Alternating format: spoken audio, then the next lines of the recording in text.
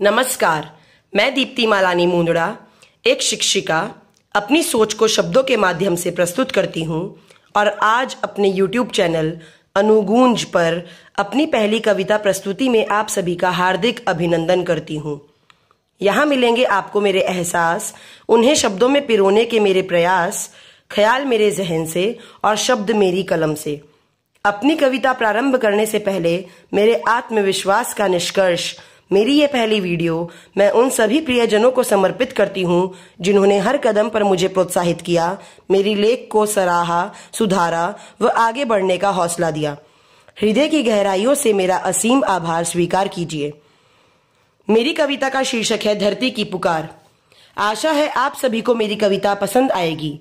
यदि आपको कविता पसंद आए तो कृपया मेरा प्रोत्साहन कमेंट में टाइप करके करें, वीडियो को लाइक व अपने परिजनों के साथ शेयर करें और चैनल अनुगूंज को सब्सक्राइब करें। बेल आइकन को प्रेस करें। जब भी नया वीडियो अपलोड होगा आपको सबसे पहले नोटिफिकेशन मिल जाएगी।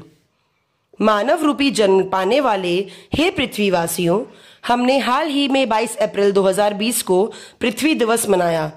कोरोना के कारण जनता कर्फ्यू से शुरू हुए लॉकडाउन को हमने 1 महीना पूर्ण किया। हम सब ने अपने साथ काफी समय बिताया, आत्मनिरीक्षण किया व प्रकृति में कुछ ही दिनों में आए बदलावों को भी महसूस किया, जैसे शुद्ध हवा, नीला आसमान, नभ भर तारे जो प्रदूषण की सतह में कहीं खो गए थे।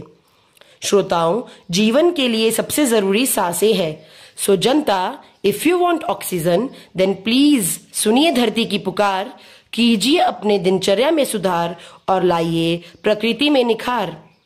यह कविता मैंने 3 मार्च 2020 की सुबह विभागीय विज्ञान मेले में स्वरचित कविता पाठ प्रतियोगिता में हिस्सा लेने के लिए पंक्तिबद्ध की थी।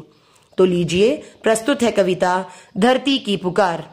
कृपया अंत तक सुनिएगा। कर से कर को जोड़कर मैं सबको करूं प्रणाम, कर से कर को जोड़कर मैं सबको करूं प्रणाम। प्रकृति व धरती माता का ध्यान धर, आशा है सबके सफल हो सारे काम। विज्ञान मेले में आई हूँ, कीजिए स्वीकार मेरा नमस्कार।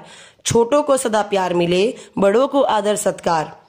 जनवरी में भेजा गया था करने निष्ठा प्रशिक्षण, आई हूँ जब से वहां से दे रही हूँ सबको ए औ ज का शिक्षण।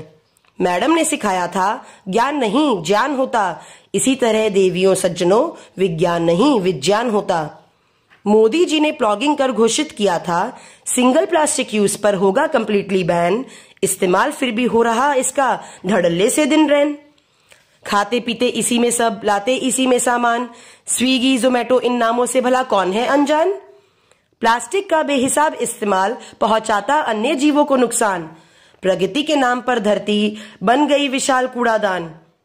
ओ दानव, ऊप्स क्षमा कीजिएगा, हे मानव, खुद भी तुमने जीवन सुखद रूप से नहीं जिया और किया तुमने अन्य जीवों के जीवन का भी अपमान।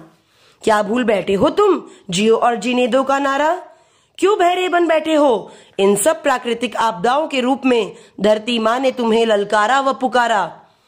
ऑस्ट्रेलिया के जंगल की आग हो या अंटार्कटिका नॉर्थ साउथ पोल्स की पिघलती बर्फ, टॉर्नेडो, भूस्खलन, बाढ़, भूकंप या साइक्लोन, हे मानव कब तक अनदेखा करेगा तू, कब तक रहेगा मौन? धरती माँ दे रही पुकार, धरती माँ दे रही पुकार, बंद करो ये अत्याचार। अपने ही देह की प्रकृति को समझने में है मानव लाचार, फिर कैसे कब और क्यों करेगा वह अपनी धरती की प्रकृति पर विचार? मैं पूछती हूँ आपसे क्या है आप, सात्विक, राजसिक या तामसिक? क्या रखा है आपने वात पित्त कफ को नियंत्रण में और दिया है 5 तत्वों की ओर ध्यान? जो बोएंगे वही तो काटेंगे, जो बोएंगे वही तो काटेंगे, विधि का यही विधान। कर्म है सर्वशक्तिमान, जगत में समय महाबलवान। योग आयुर्वेद करिए, पढ़िए व बढ़ाइए अपना ज्ञान। अग्नि जल पृथ्वी आकाश व वायु से ठीक होती सभी परेशानी। आत्मनिरीक्षण करिए, स्वयं पढ़ पढ़ ज्ञानवान बनिए, न इसका कोई सानी। 2 दिन पहले आकाश में बादल उमड़ आया था, वर्षा जल से पृथ्वी को खूब नहलाया था। प्रकृति का बेहद सुंदर रूप हमारे सम्मुख आया था। साथियों, गृह प्रवेश, शादी, जन्म मृत्यु या हो कोई भी ओकेजन, मेरा आपसे है यह करबद्ध विनम्र निवेदन।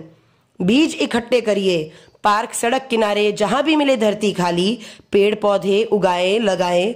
बदलते दौर की भी यही पुकार, खुद भी जागे और सभी को जगाएं, क्योंकि जब आएगी जीवन की बात, पैसा सत्ता धर्म नहीं देंगे साथ। शुद्ध वायु, वर्षा, भोजन, दवा आदि जरूरतों के लिए वृक्षों का ही सहारा है। मैं चलती हूँ अलविदा दोस्तों, वृक्षारोपण के लिए धरती माँ ने मुझे पुकारा है, वृक्षारोपण के लिए धरती माँ ने मुझे पुकारा है। जय हिंद, जय माँ भारती। अंत तक सुनने के लिए धन्यवाद। श्रोताओं, यहाँ मैं अपने मन की एक व्यथा रखना चाहती हूँ। सोशल साइट्स पर मेरे कुछ FB फ्रेंड्स या फॉलोवर्स मेरी लिखी पंक्तियों, विचारों को बिना पूछे पताए अपने स्टेटस पर सुगमता से कॉपी पेस्ट कर पोस्ट करते हैं, लेकिन मेरे विचारों को मेरी पहचान मेरे नाम से वंचित करते हैं। जब कॉपी पेस्ट यूज करते ही हैं तो पूरा पेस्ट कीजिए ना, नाम को डिलीट क्यों करते हैं? शायद आप कॉपीराइट का मतलब नहीं समझते हैं, या आप यह सोचने में अक्षम हैं कि यदि कोई आपकी कृति को आपका नाम हटा साझा करे तो आपको कैसा लगेगा? पहले आपसे कोई और, फिर कोई और साझा करते करते उसे अपना नाम दे तो क्या यह गलत या पाप समान नहीं है? मेरी लिखी पंक्तियों को यदि मेरे ही नाम से पोस्ट किया जाए तो मुझे कोई आपत्ति न होगी, किंतु किसी की पहचान छीन लेना कहां तक उचित है? इस प्रश्न का उत्तर देने का दायित्व मैं आप जैसे सुधी जनों को ही सौंपती हूँ। मेरा लिखा हुआ अच्छा या बुरा जैसा भी है वह मेरा है, कृपया मुझे मेरे स्वत्व से वंचित ना करें। मेरे विचारों से सहमत हैं तो please please please like, comment और शेयर करें, सब्सक्राइब करें, बेल आइकन पर प्रेस अवश्य करें। धन्यवाद।